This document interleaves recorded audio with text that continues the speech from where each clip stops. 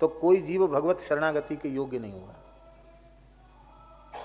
इसलिए अकेले ठाकुर जी की शरणागति नहीं है, साथ में राधा रानी जरूरी है, साथ में श्री जानकी जी जरूरी हैं। नहीं तो ये तो ठाकुर ठहरे, कब इनमें ठकरास आ जाए कोई ठिकाना है, कोई पता है? अरे नहीं तुम हमारे लायक नहीं हो।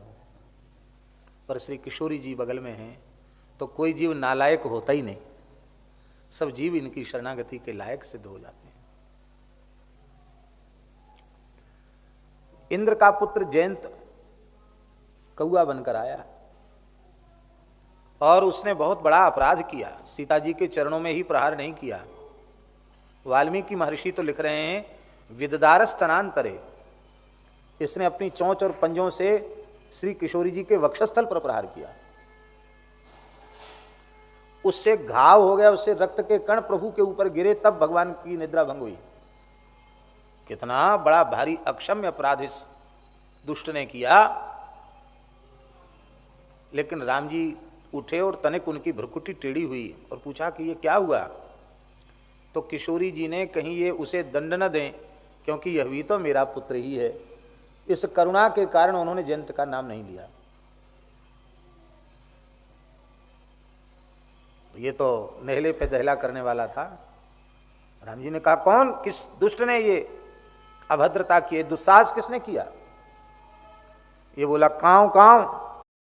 अच्छा, अपराध फिर सीना जोरी। अब वहां धनुष बाण नहीं था। क्यों नहीं था धनुष बाण? धनुष बाण क्यों नहीं था? वो तो पर्णशाला में था। क्योंकि एक बार चुनी कुसुम सुहाए, निज कर भूषण राम बनाए, सीता ही पहिराए प्रभु सादर, बैठे फटिक शिला पर सुंदर। भगवान रास के पूर्व श्री किशोरी जी का अपने करकमल से श्रृंगार कर रहे हैं, वहां धनुष्बाण की आवश्यकता नहीं थी, इसलिए धनुष्बाण वहां नहीं था। अत्यंत मधुर लीला हो रही है, इसलिए धनुष्बाण वहां नहीं था। पर सरकार ने दंड देना आवश्यक समझा और एक सींक ऐसे चला दिया और कहा एक तिनका, और वही सींक ब्रह्मसर हो गया, ब्रह्मास्त्र हो गया। बेचारा जयंत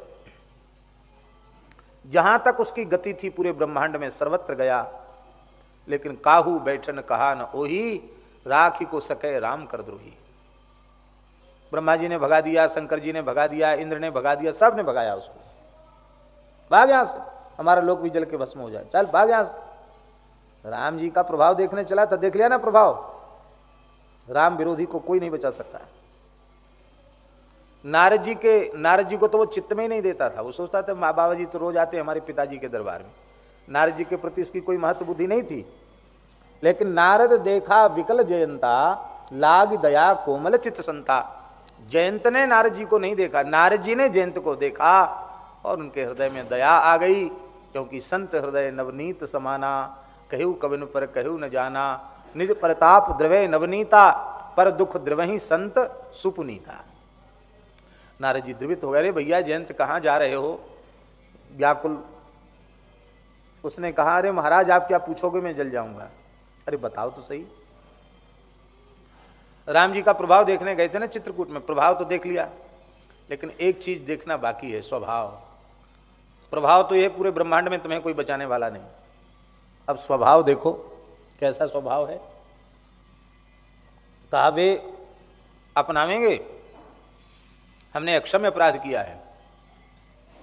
अरे तुम जाकर देखो तो सही। अस स्वभाव कहूं सुनऊ न देखूं, कही खगेश रघुपति समलेखूं। कैसा स्वभाव है ये। गया, सो जाओ बाबा, जाओ हृदय बाबा सो जाओ, ऐसे बैठो सीधे आंख खोल के।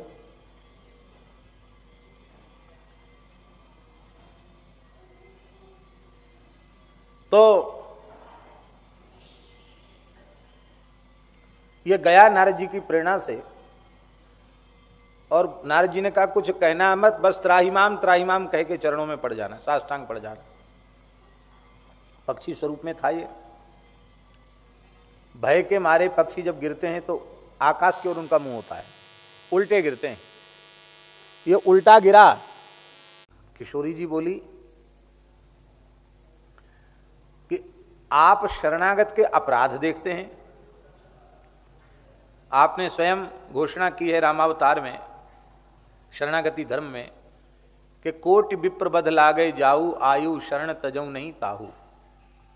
विश्वद्रोह कृत अघजही लागा, शरण गयो प्रभु तदपि न त्यागा। शरणागत के गुण दोष विचार नहीं करते। फिर ये शरणागत है, इसको आप क्यों अस्वीकार कर रहे हैं? इसको स्वीकार कीजिए, ये शरणागत है। राम जी बोले शरणागति आचार्य के माध्यम से होती है, गुरु के माध्यम से होती है। इसने कौन सा गुरु बनाया? किशोरी जी ने अपना नाम तो नहीं लिया, आचार्य तो स्वयं है ही हैं, पर उन्होंने कहा कि देखो नारद जी इसको मिले कि नहीं मिले, संत ही सदगुरु हैं। और नारद जी ने आपका नाम, आपकी महिमा सुनाई कि नहीं सुनाई? दीक्षा में यही तो होता है, नाम सुनाया जाता, महिमा सुनाई जाती है। आपका नाम कान से ही तो सुना होगा, महिमा भी सुनी। बोले ऐसे थोड़ी होता है कि चलते चलते सुन ले तो दीक्षा होगी। बोले नहीं, पूरा पंच संस्कार संपन्न वैष्णव है। रज से मस्तक पर तिलक धारण करते हैं, आपके चरणों की चित्रकूट की रज इसके मस्तक पर लग गई तो तिलक हो गया। तुलसी मेरा ही अंश है, स्वरूप है, मैंने इसका कंठ पकड़ लिया तो इसका तुलसी संस्कार हो गया। मेरी उंगलियों में धनुर्वाण शंख चक्र आदि के चिन्ह हैं, मैंने इसका स्पर्श कर लिया, इसकी छाप संस्कार हो गया। इसके तो सारे संस्कार हो गए, इसको तो आपको अपनाना ही पड़ेगा। राम जी बोले कि अपना तो लेंगे, तुम कह रही हो तो अपना लेंगे, पर मेरा अपराध करे तो मैं क्षमा करूं, ये तो तुम्हारा अपराध है। हमारा अपराध? मेरा अपराध? ये कैसी बात आप कर रहे हो? अरे आपको पता नहीं इसने कितना भयंकर अपराध किया, आपके पयोधर को प्रहार करके क्षत विक्षत कर दिया। किशोरी जी के नेत्र भर आए। बोले आप जगत के पिता हैं, अनंत कोटि ब्रह्मांडों के पिता हैं, तो मैं अनंत कोटि ब्रह्मांडों की माता हूं कि नहीं? और ये मेरा पुत्र है कि नहीं? आपको पता नहीं है, कुपुत्र हो जाए तो कुचदपि कुमाता न भवती। हे प्रभु, छोटे बच्चे के दांत निकलते हैं तो दूध पीते पीते दांतों में खुजली चलती है, तो अपनी मां के पयोधर को दांत से काट देता है। तो मैया इतनी नाराज नहीं होती कि बच्चे की नार मसक दे, उसका गला दबा दे, ऐसा तो नहीं करती मैया। क्या करती है? छोटे बच्चे ने, अबोध बच्चे ने दांत से काट दिया तो उसको अपराध नहीं मानती है, प्रसन्न होती है, बच्चे के दांत आ गए, सी कह करके उस कष्ट को सह लेती है, पर बच्चे पर लाड़ प्यार में कमी नहीं करती है। प्रभु, संसार की सामान्य माताओं में इतना वात्सल्य होता है, तो मैं वात्सल्य गुण का अगाध समुद्र हूं, मेरे हृदय में जीवों के प्रति कितना वात्सल्य होगा। इसलिए आप अपराध मानो तो मानो, मैं जयंत के अपराध को अपराध नहीं मानती हूं, आपको इसे क्षमा करना ही पड़ेगा, इसको शरण में स्वीकार करना ही पड़ेगा। राम जी बोले अबोध बच्चे के अपराध माफ हैं, ये अबोध नहीं है, ये तो इंद्र का बेटा है, बड़ा पराक्रमी है, बृहस्पति जी से वेदादि शास्त्र इसने पढ़े हैं। राम जी बोले आप, किशोरी जी बोली आप समझते होंगे पढ़ा लिखा है, हम तो इसको इतना नादान समझती हैं कि इस बेचारे को इतना भी पता नहीं है कि दंडवत कैसे किया जाता है, ये प्रणाम तक करना इसको नहीं आता। छोटे बच्चे हैं ना, उनसे कहो प्रणाम करो, ढोक दो, तो वो यदि उधर मुंह किए हुए हैं तो उधर ही सिर करके इधर पीठ करके प्रणाम करने लग जाएंगे। बालक तो बालक हैं, इतना अबोध है, इसको बेचारे को पता ही नहीं किधर से प्रणाम किया जाता, कैसे किया जाता है, चित्त पर के किया जाता कि पट्ट पर के किया जाता है, सीधे लेट के कि उल्टे होके। हमने प्रणाम करना सिखाया कि बेटा ऐसे प्रणाम करो प्रभु के चरणों में। राम जी बोले अब तुम तो ऐसी वकालत कर रही हो, कुछ वकालत के आगे हम निरुत्तर हो गए, अब करना क्या है? बोले करना क्या है, इसको शरण में लेना है, इस पर कृपा करनी है। इसी वकालत का नाम है पुरस्कार। किशोरी जी जीवों की वकालत रघुनाथ जी के दरबार में करती है। राम जी ने कहा तुम्हारी वकालत के आगे तो हम निरुत्तर हैं, अब तुम जैसा कहोगी वही जजमेंट हमको करना पड़ेगा। वकील की बात जब जज भी निरुत्तर हो जाता है तो फिर वकील की बात उसको माननी पड़ती कि नहीं माननी पड़ती। हमारे जबलपुर वाले बड़े गोभक्त पटेरिया जी वकील साहब, हाई कोर्ट के वकील बैठे हैं, ये जानते हैं न्यायाधीश को वरिष्ठ वकीलों की बात माननी पड़ती है। राम जी बोले हम मानेंगे तो सही, लेकिन हमारी एक व्यवस्था तो तुम्हें बनानी पड़ेगी। क्या? हमारा बाण अमोघ है, हमने इस तिनके को, इस सींग को बाण बनाकर भेजा है, तो ये अपना काम नहीं करेगा तो ये बाण व्यर्थ हो जाएगा, तो मेरी मर्यादा नष्ट होगी। मर्यादा, पुरुषोत्तम की मर्यादा नष्ट हो, ये कैसे? इसको तो तुम्हें बचाना पड़ेगा। जानकी जी बोली वो तुम्हारा विषय है, हमारा विषय नहीं। हमारा विषय केवल इतना है, इसको मुलजिम मत मानो, इसको शरणागत भक्त मानो, इसको स्वीकार करो। राम जी वाह जी बढ़िया बात हुई, हमने अपने विषय के लिए कहा तो कहीं आपका विषय है, आप जाओ, आप न्यायाधीश हो, क्योंकि राम झरो के बैठ के सबका मुजरा ले, जाकी जैसी चाकरी बाकू बैसोई दे। आप मुजरा लेते हो, आप सबके साथ न्याय करते हो, आप करो, आपकी व्यवस्था है, उसमें हमारा हस्तक्षेप नहीं है, लेकिन इसके लिए तो मेरा पक्षपात है, इसको तो आपको स्वीकार करना ही पड़ेगा।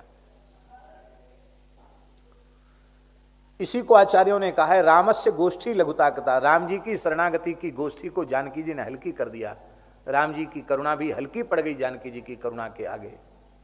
ऐसी श्री किशोरी जी की करुणा है। पूज्य बक्सर वाले मामा जी का एक पद है, दीदी करुणा कहां बिसारी, बड़ा अद्भुत पद है। किशोरी जी की करुणा अद्भुत है, अद्भुत करुणा है। तब राम जी ने व्यवस्था बनाई। वाल्मीकि में लिखा है हिनस्तिस्म सदक्षिणम, उस कौए का एक आंख, एक नैन कर तजा भवानी, एक नेत्र उसने, भगवान ने बाण से उसका फोड़ दिया, तो बाण किसी अंश में चरितार्थ हो गया। इस एक नेत्र फोड़ने का भाव भी है, बड़ा सुंदर भाव है। मानो किशोरी जी ने कृपा की, रघुनाथ जी ने कृपा की, तो इसको एक दृष्टि प्रदान कर दी। अब तक ये भेद देखता था, राम जी को सामान्य पुरुष समझता था, जानकी जी को सामान्य सुंदरी स्त्री समझता था, भेद भरा था इसकी दृष्टि में। अब इसको समझ में आ गया। गिरा अर्थ जल बीच सम, कहियत भिन्न न भिन्न, बंदऊ सीता राम पद, जिन्हीं परम प्रिय खिन्न। श्री सीताराम जी दो होकर भी एक हैं, एक होकर भी दो हैं, ये एक ही हैं। ये भाव इसकी समझ में आ गया। एक नैन कर तजा भवानी, इसकी भेद दृष्टि, दूसरी दृष्टि जो भेद वाली थी वो समाप्त कर दी। जानकी जी ने कहा आपने हमारी व्यवस्था तो बना दी, लेकिन हमारा बेटा, उसको लोग कहेंगे कनवा, काना है, ये कहेंगे ना लोग, कहेंगे देखो शरण में तो लिया पर बेचारी की एक आंख तो फोड़ी दी। राम जी बोले तब ये व्यवस्था तुम बनाओ, इतना हमने किया तो थोड़ा तुम भी करो। जानकी जी ने कहा मैं कृपा करती हूँ इस पर, इसकी आंख तो एक ही रहेगी, पर इतनी जल्दी जल्दी घूमेगी दोनों तरफ कि देखने वाला कोई अनुभव नहीं कर पाएगा कि ये एकाक्षी है, कनवा है। सबको यही लगेगा इसकी दोनों आंख है। कौआ की एक ही आंख होती है, दो आंख कौए की नहीं होती है, पर एक ही उसका नेत्र गोलक इतने जल्दी इधर उधर घूमता है कि आप अनुभव नहीं कर सकते कौआ की एक आंख है।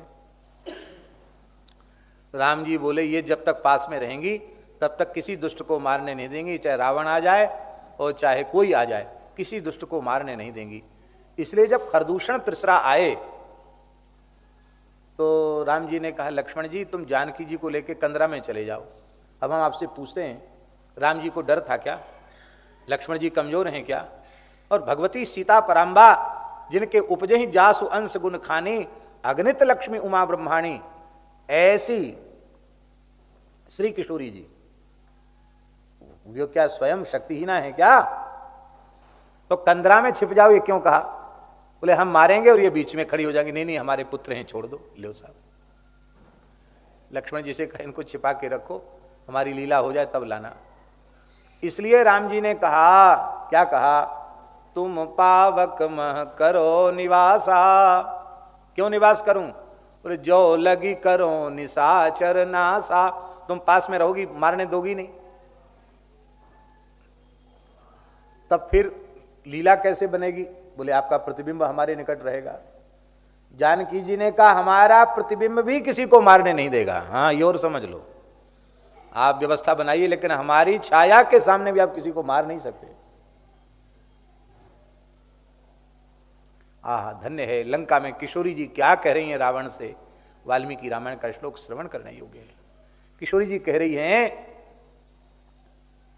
दशग्रीव रावण विदितः सही धर्मज्ञः शरणागत वत्सलः तेन मैत्री भवतु ते यदि जीवितुमिच्छसि। वाल्मीकि का श्लोक क्या कह रहे हैं? विदितः सही धर्मज्ञः, राम जी धर्म के रहस्य को जानते हैं, ये बात पूरे ब्रह्मांड में प्रसिद्ध है। शरणागत वत्सलः, वे शरणागत वत्सल हैं, उनकी शरण में तुम जाओ। ये नहीं कहती जानकी, जानती बड़ा अहंकारी है मेरा बेटा, शरण शब्द से ही नाराज हो जाएगा, मैं पंडित हूं विद्वान हूं, मैं क्यों शरण में जाऊं? बोले तुम शरण में तो जा नहीं सकते, क्यों? तुम्हें दीनता है ही नहीं, अहंकार है। तो तेन मैत्री भवतु ते, हमारी इच्छा है कि तुम्हारी मेरे प्रभु से मित्रता हो जाए, तुम हाथ तो मिला लो राम जी से, तो तुम जीवित रह जाओगे, नहीं तो मैं भी, मुझे बड़ी पीड़ा है कि तुम खानदान सहित नष्ट हो जाओगे। रावण के प्रति भी उनके मन में ऐसी करुणा है। भैया आचार्य और सदगुरु, इनके हृदय में जीवों के प्रति ऐसी ही करुणा होती है। ऐसी करुणा न हो तो हम लोगों का कहां ठौर ठिकाना है। करोड़ों करोड़ों जन्म की माताएं उतना वात्सल्य नहीं दे सकती हैं जितना वात्सल्य आचार्य सदगुरु जीवों को कृपा पूर्वक प्रदान करते हैं। संसारियों का वात्सल्य संसार में डुबाने वाला होता, संसार से उबारने वाला नहीं होता, किंतु संत सदगुरु का वात्सल्य जीव को संसार से उबारने वाला होता है। इसलिए जानकी जी आचार्या हैं, इसलिए तुलसीदास जी महाराज ने जानकी की बलि जयी हो और जानकी जीवन की बलि जयी हो, क्योंकि जानकी जी की कृपा के बिना और राम जी की शरणागति होगी नहीं।